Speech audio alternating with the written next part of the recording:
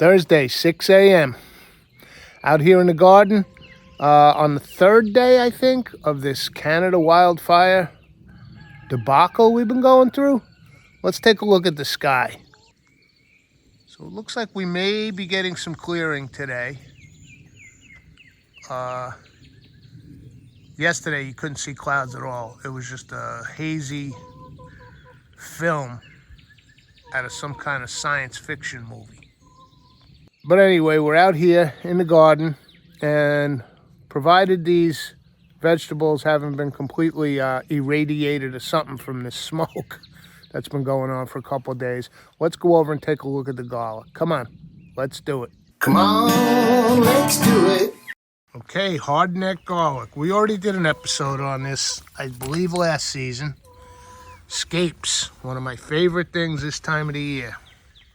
So, to reiterate, although we have a lot more garlic this year than we did last, to reiterate on the hardneck garlic, this is the scape. And what happens is, that wants to be a flower. That's the flower right there. If I left this, that would straighten up, that would open, and you'd have a beautiful big flower. However, we want to nick those off, right? You can use shears and snip them off, but I'm just breaking them. You want to get them down close to the plant, and this provides two benefits. You get two for the price of one. These things are absolutely delicious. Okay? Sauteed, grilled, just chopped up and thrown in scrambled eggs, you name it. They've got that garlicky flavor, but mild. Now, the bonus is, you're required to pick these if you want garlic. Because if you let that go to flower, the plant's energy is going to go towards that, and the garlic will not bulb out sufficiently beneath the soil. So we want to take these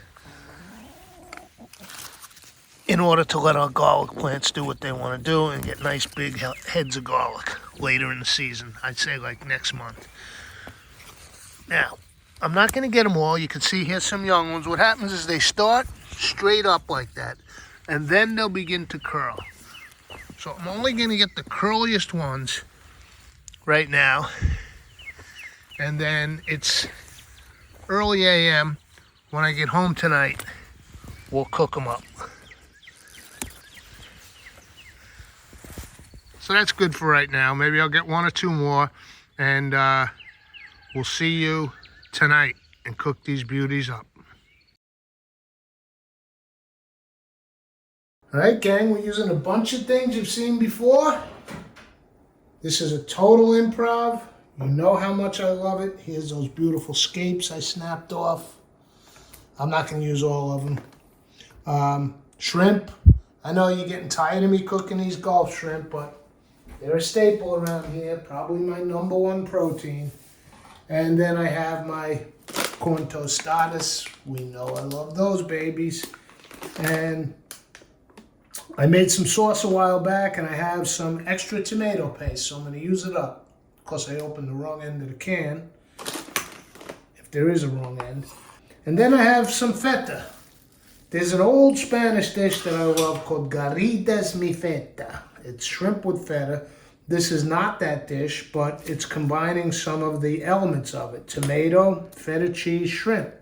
And we've got our garlic scapes. Now, I'm not going to eat all these shrimp for dinner. I've got 7 here. I'm going to boil a couple and make some shrimp salad for work tomorrow.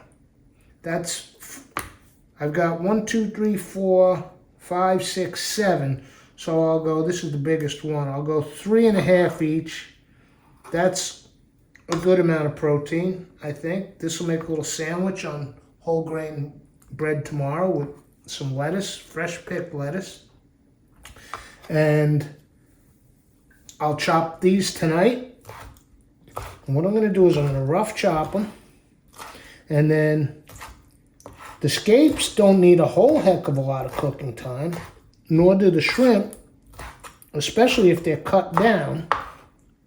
So what I'm going to do is take a couple of my scapes, just chop them down together, and I'm gonna go right in the pan with the shrimp and scapes together.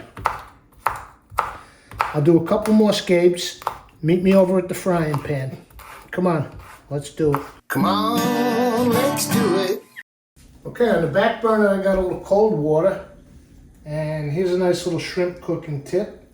I'm gonna put my shrimp in cold, and as the water comes up, you'll see them get pink. And when the water comes to a simmer and they're pink, they're done. You don't have to wait around for your water to boil. On this front burner, let's get a flame. You always want to warm your pan a little before you put your oil in. And what I'm going to do, I'm going to put the rest of these scapes away. We'll cook those over the weekend. And I got to tell you, just chopping these up raw, they smelled amazing. So let's get a little olive oil in there now that the pan's warmed up. And I said together, but I changed my mind because I forgot about the tomato paste. So let's go in with the scapes.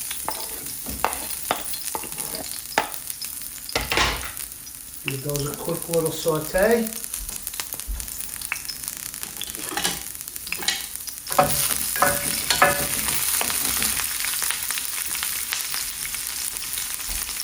And now,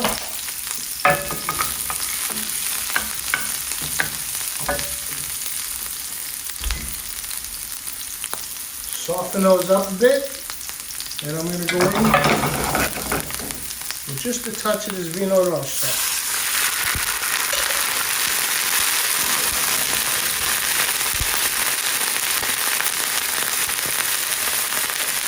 And now, my tomato paste. Use it up. Got a third of a can left over for making some sauce. Don't want that going to waste. So in it goes. Smells incredible.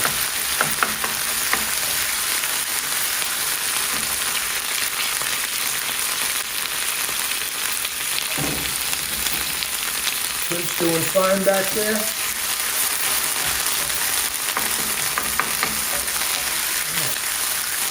Tomatoes, tomato paste, garlic scapes.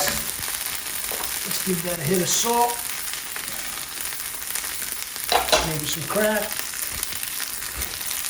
And I think we can pop our shrimp in now.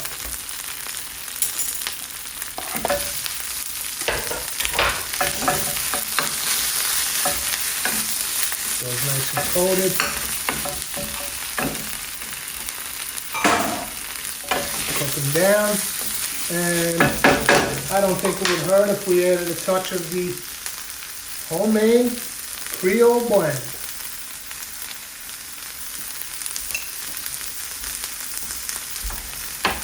Maybe even, just a splash, the Italian blend. That's almost gone. I'm going to have to mix up the new batch. Alright, there's our shrimp. And tomato paste looks a little thick, so I'm going to steal a little water from the shrimp.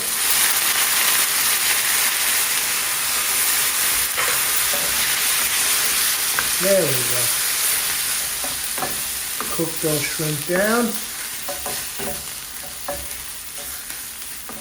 And while they're wrapping up, I'll get out a couple of my tostadas.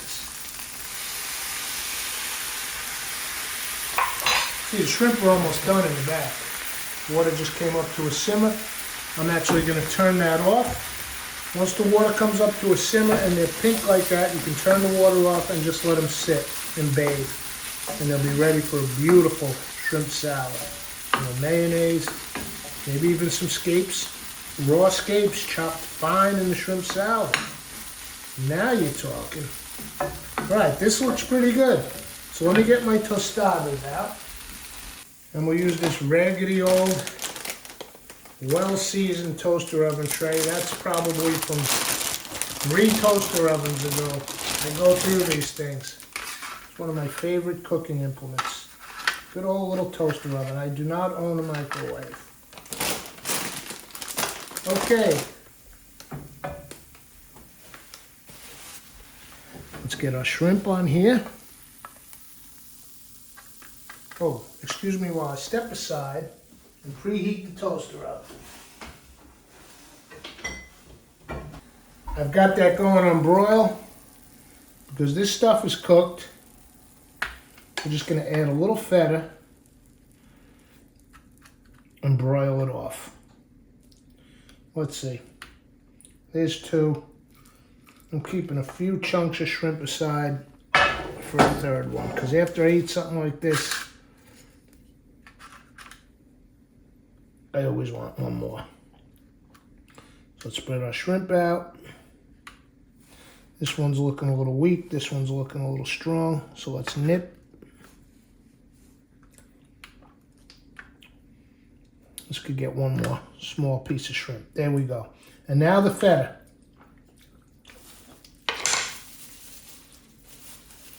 Just crumble a little on top.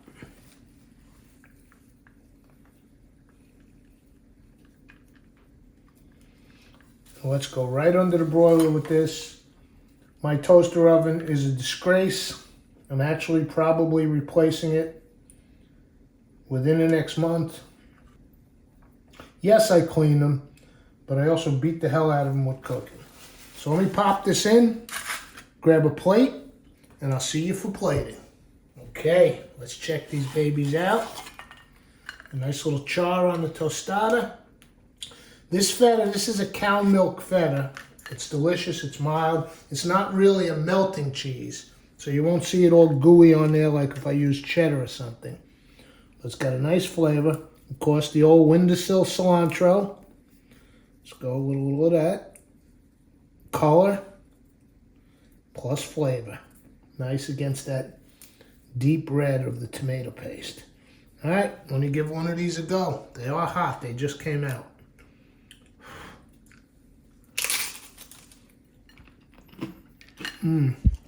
Oh,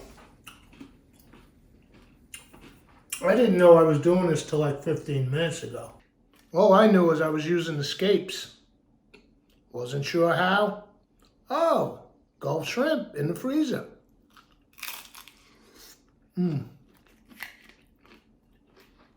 Tostadas.